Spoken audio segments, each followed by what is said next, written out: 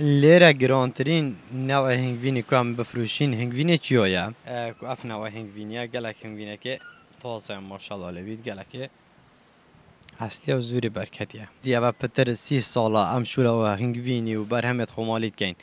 هنگوین لیره گلک نوعت هنگوینی تنه ایره هنگوینی های شکر دایه اصلی های شکر ندایه داره های بری های کبریتی نداره چیای یه های صندوقا یه های خلیفه اف ساله برهم خمالی یه هنگوینی گلک زور نی وکی سالت برینو که هنگوینی اصلی گلک کمی دست کویتن وکی جارا بزوری دست منو کویتن لیره نرخت هنگوینی جورا جورن یعنی هنگوین هل 120,000 هاي 85,000 تتفروتن نوع اكيدي نوع اكيدي تتفروتن ب 45,000 نوع اكيدي تتفروتن 15,000 بارا پدر لیره هنگوین خلافات تتفروتن و هنگوین چیای تتفروتن یه شکر نخار بیتن هنگوین ما بارا پدر دور آکریه دور بارزانه دورا زباره لیره گرانترین نوع هنگوینی که هم بفروشین هنگوین چیایه او هنگوین کیوی شکر نخار بیتن که لیره سعرهایی بصدو 20,000 115 سر معاملات ميديا ولی صدا کمتر نه تفروتن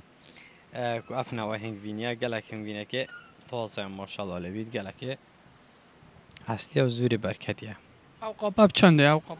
ابها نو مدل سعره 100,000 کمتر نه تفروتن اجال 100 تا 120 115 و سعرات تفروتن 1 کیلو بله.